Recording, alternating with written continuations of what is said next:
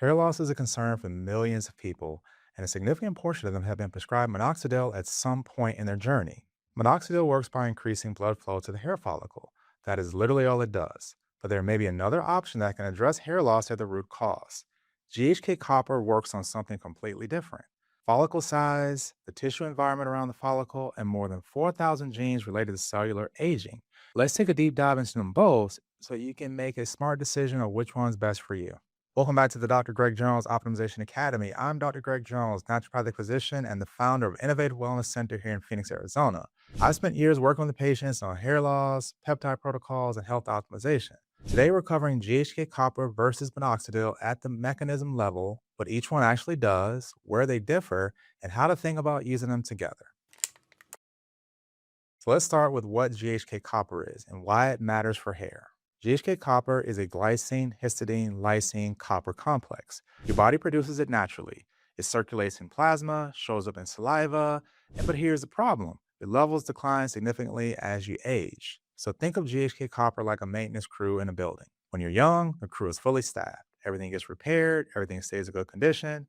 But by your 50s and 60s, half the crew has retired. The building still stands, but the system starts to deteriorate because no one's maintaining it. So, what is GHK copper actually doing? It's telling our cells how to behave, whether to repair, grow, or regenerate. In the scalp specifically, it acts on dermal fibroblasts, hair follicle cells, and the tissue architecture around the follicle. But here's what makes GHK copper unique. Copper is not just along for the ride. Copper is an active cofactor. GHK delivers copper directly to specific cellular targets where it's actually needed. That specificity matters. So let's talk about the four mechanisms GHK copper uses on hair. Now here's the cool thing about it. Minoxidil has one mechanism relevant to hair loss. GHK has four. Let's learn about them. Mechanism one is follicle size enlargement. GHK copper stimulates dermal papilla cell proliferation, the cells at the base of your follicle that decide whether you grow a full terminal hair or a miniaturized wisp. When signaled by GHK copper, these cells multiply and function better. The result is increases in follicle size, and this is not just about keeping a miniature follicle on life support. This is about restoring the follicle's ability to produce a full diameter hair. Now, mechanism number two is VEGF and blood vessel formation. GHK copper increases VEGF, that's vascular endothelial growth factor. This tells your body to build new blood vessels around the follicle. And here's where it intersects with minoxidil. They're both promoting angiogenesis. So on this one mechanism, they're working towards the same goal. But GHK copper is not just stopping there. Mechanism number three is TGF beta 1 suppression. Now, here's what GHK copper does something minoxidil doesn't. TGF beta 1 is an inflammatory cytokine that drives follicle miniaturization. It's a biological break that shrinks hair follicles in people genetically susceptible to pattern hair loss. GHK copper downregulates that. It suppresses the signal telling follicles to shrink, and most hair loss medications do not touch this pathway. And mechanism number four is gene expression. In a 2018 review, Picard and Margolina documented that GHK copper influences expression of more than 4,000 human genes, approximately 31% of the entire human genome. The pattern that emerges is consistent throughout the research. Repaired genes upregulate while aging genes downregulate. So think of it this way. Minoxidil is like turning up the water pressure in a pipe. It will make the flow go through the pipe a little bit more aggressively. GHK copper is like upgrading the pipe itself, making it wider, stronger, and ensuring the mechanism controlling the flow is working correctly. So let's get into what minoxidil does and what it doesn't. Here's the honest picture on minoxidil. It works by vasodilation, widening blood vessels and increasing scalp blood flow. It's FDA approved and has decades of validation. And for most users, you'll see measurable hair density improvement. But these effects are entirely maintenance dependent. Stop minoxidil, and within months, the progress reverses. You're on minoxidil indefinitely, or you'll lose what you gain. So minoxidil is like an external life support system. It keeps the follicle alive and functioning while it's running. But the moment you turn it off, the underlying system that was supposed to regenerate on its own has not, so everything reverts. And there are also real side effects worth considering. Scalp irritation is common, and women sometimes experience unwanted facial hair growth. And many patients report an initial shedding phase that can be alarming even though it's temporary. Hey everyone, if this video is landing for you, drop a comment with where you are on your hair loss journey. Are you on minoxidil, GHK copper, both, or neither?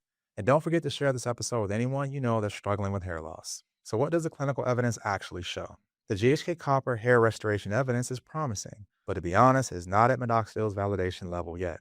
In 2016, a randomized controlled trial using a GHK copper containing peptide formulation called Alavax showed meaningful improvement in hair density. and follicle size versus placebo. That was a single center trial with limited sample size, not a multi center phase 3 trial. And here's the evidence gap. There are no large scale random controlled trials comparing GHK copper head to head against minoxidil, but the mechanistic data, gene expression, TGF beta 1 suppression, follicle size all point in the same direction. The biology makes sense. This is not a mechanism gap, it's a funding gap. No one's paying for that research yet. So here's the question: is GHK copper better than minoxidil? Now, if you want to address the underlying tissue environment and you're working with a clinician who understands peptide protocols, GHK copper is my answer. But I also understand there are people who respond better to minoxidil compared to GHK copper, especially in the early stages of hair restoration.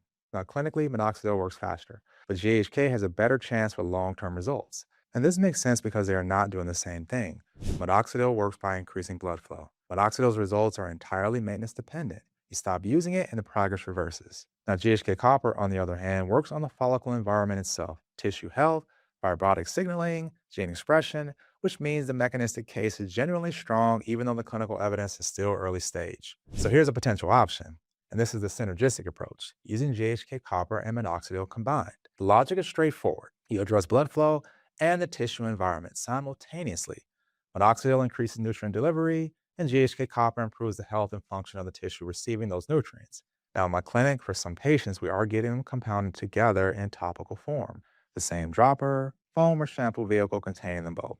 And I'm very transparent about the fact that we're looking at a timeline of about 4 to 8 weeks before you see any meaningful results. I'll explain this in a moment. So, who is a strong candidate? People earlier in their hair loss journey who want a preventative approach, anyone whose goal is improving follicle quality and resilience and not just maintenance.